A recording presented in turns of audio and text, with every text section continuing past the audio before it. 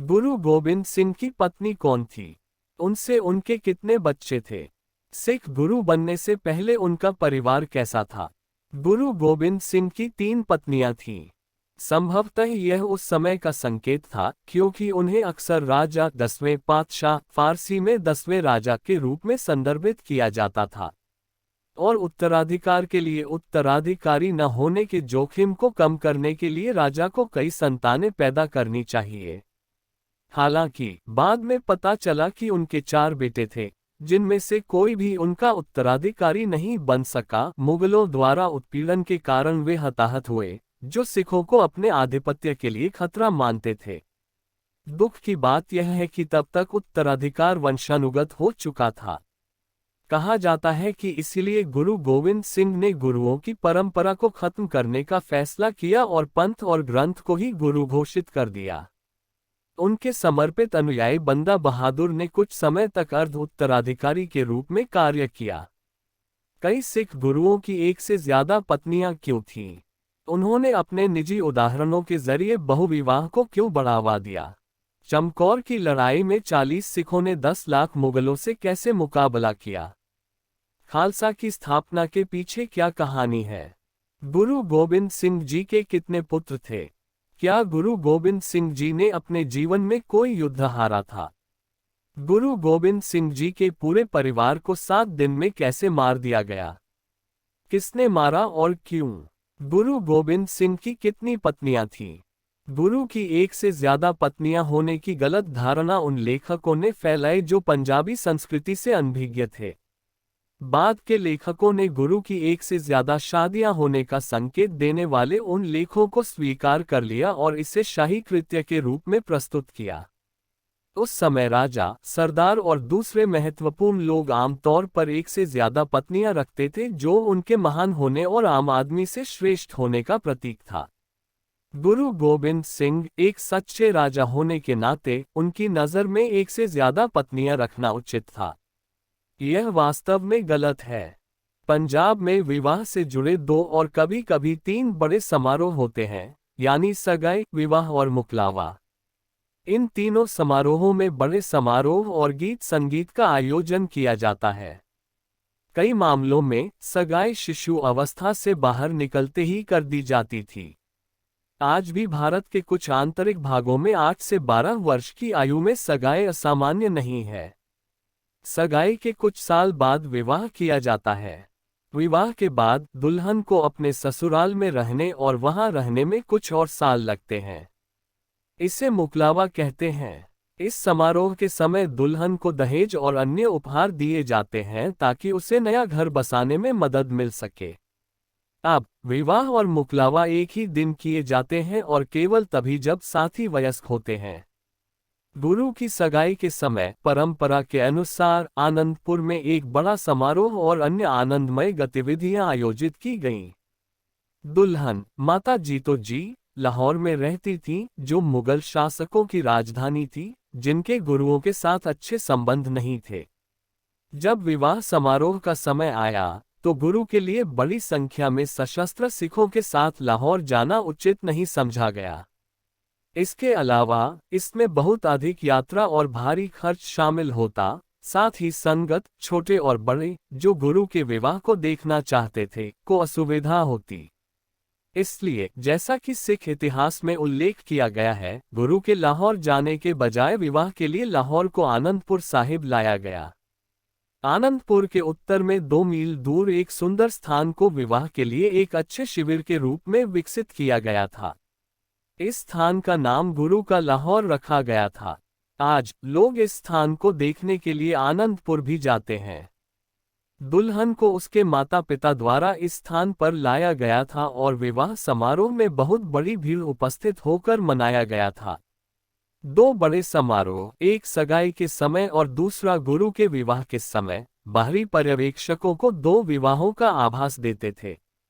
उनके पास ऐसा मानने का कारण था क्योंकि एक दूसरा नाम भी था, अर्थात माता सुंदरी जी। विवाह के बाद पंजाब में दुल्हन को उसके ससुराल वालों द्वारा एक नया स्नेही नाम देने का रिवाज है। माता जीतो जी, उनके अच्छे नैन नक्श और अच्छे रूप के कारण गुरु की मां ने उनका नाम सुंदरी सुंदर रखा था। दो नामों और दो कार्यों ने बाहरी लोगों को यह मानने का आधार दिया कि गुरु की दो पत्नियां थीं।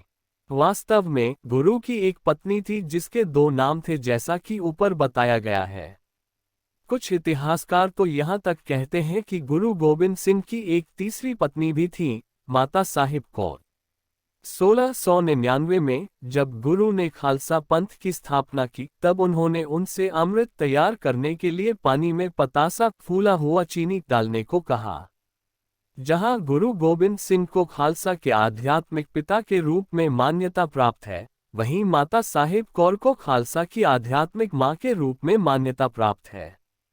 अमृत समारोह से परिचित नहीं लोग गलती से मान लेते हैं कि माता साहिब कौर गुरु गोबिंद सिंह की पत्नी थी। चूंकि गुरु गोबिंद सिंह खालसा के आध्यात्मिक पिता हैं, लेकिन जैविक पिता नहीं है, माता साहिब देवन खालसा की आध्यात्मिक मां है। माता साहिब देवन खालसा की आध्यात्मिक मां है, लेकिन गुरु गोबिंद सिंह की पत्नी नहीं है। पंजाबी संस्कृति और अमृत समारोह की अज्ञानता से कुछ लेखकों ने गुरु गोबिंद सिंह इस गलतफहमी का एक और कारण यह है कि माता साहिब देवन के माता पिता ने, जैसा कि कुछ सिख इतिहासकारों ने उल्लेख किया है, उनका विवाह गुरु गोबिंद सिंह से करने का फैसला किया था। जब यह प्रस्ताव आनंदपुर में चर्चा के लिए लाया गया तो गुरु पहले से ही विवाहित थे। इसलिए गुरु ने कहा कि वह दूसरी पत्नी नहीं रख सकते क्योंकि वह पहले से ही विवाहित थे। लड़की के माता पिता के सामने दुविधा यह थी कि प्रस्ताव सार्वजनिक होने के बाद कोई भी सिख उससे विवाह करने के लिए तैयार नहीं होगा। गुरु ने उसे आनंदपुर में रहने के लिए सहमत किया, लेकिन उसे अपनी पत्नी के रूप में स्वीकार किए बिना। सवाल यह उठा कि चूंकि अधिकांश महिलाएं बच्चे पैदा करना चाहती हैं, तो वह बिना शादी के कैसे बच्चे पैदा कर सकती है। गुरु ने कहा, वो एक महान बेटे की मां होगी जो हमेशा जीवित रहेगा और पूरे विश्व में जाना जाएगा। लोगों को उनके कथन का छिपा हुआ अर्थ तभी समझ में आया जब गुरु ने माता साहिब देवन को पतासा लाकर अमृत तैयार करने के साथ जोड़ा। इसलिए यह अज्ञानता है कि कुछ लेखक माता साहिब देवन को गुरु गोबिंद सिंह की सांसारिक पत्नी मानते हैं। उपरोक्त विवरण मुख्यतः गुरबख्श सिंह यूएसए द्वारा लिखित पुस्तक सिख आस्था प्रश्न और उत्तर से लिया गया है। माता जीतो जी गुरु गोबिंद सिंह जी 1666-1708 की पत्नी थीं, जो पंजाब के वर्तमान होशियारपुर जिले के बिजवारा के कुमारव खत्री भाई राम सरन की बेटी थीं। पुरानी परंपराओं के अनुसार उनका नाम जीतो जी था, जिसे उनके ससुराल वालों ने प्यार से बदलकर सुंदरी जी कर दिया। उनका विवाह 4 अप्रैल 1684 को आनंदपुर में गुरु गोबिंद सिंह से हुआ था। माता जीतो जी सुंदरी जी से 4 पुत्र पैदा हुए। बाबा अजीत सिंह जी, बाबा जुझार सिंह जी 14 मार्च 1691, बाबा जोरावर सिंह जी 17 नवंबर 1696 और बाबा फतेह सिंह जी 25 फरवरी 1699। माता साहिब देवन जी परंपरागत रूप से खालसा की माता हैं। वे बस्सी वंश के भाई हर भगवान उर्फ रामू और उनकी पत्नी जस देवी की पुत्री थीं, जो जेहलम जिले अब पाकिस्तान में के रोहतास के एक धर्मनिष्ठ सिख दंपत्ति थे।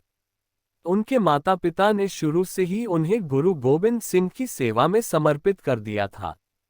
वे उन्हें अपने साथ लेकर 1700 के बैसाखी त्योहार के अवसर पर आनंदपुर आए और गुरु को अपनी हृदय की इच्छा बताई कि वे अपनी पुत्री का विवाह उनसे करना चाहते हैं। गुरु, जो पहले से ही विवाहित थे और 4 बेटों के पिता थे, ने प्रस्ताव को अस्वीकार कर दिया। लेकिन जब भाई हर भगवान ने जोर देकर कहा कि उनकी बेटी को गुरु की भावी जीवन साथी के रूप में पाला गया है और वह किसी और के साथ विवाह को स्वीकार नहीं करेगी, तो वह सहमत हो गए, लेकिन यह स्पष्ट कर दिया कि वह जीवन भर कुंवारी रहेगी। तब से यह प्रथा चली आ रही है कि दीक्षा के समय नवदीक्षित स्वयं को गुरु गोबिंद सिंह और माता साहिब देवन का पुत्र और पुत्री घोषित करते हैं। माता साहिब देवन साहिब कौर जी गुरु गोबिंद सिंह के साथ नांदेड़ गईं, लेकिन फिर से अक्टूबर 1708 की शुरुआत में उनकी हत्या से कुछ समय पहले उन्हें दिल्ली लौटने और माता सुंदरी के साथ रहने के लिए राजी किया गया। वह अपने साथ नांदेड़ से 5 हथियार लाईं, जिनके बारे में कहा जाता है कि वे मूल रूप से गुरु हरगोबिंद के थे। दिल्ली से उन्होंने माता सुंदरी के साथ मिलकर समुदाय के मामलों की देखरेख की, जैसा कि उनके नाम पर संगतों को जारी किए गए कुछ हुक्मनामों से स्पष्ट है।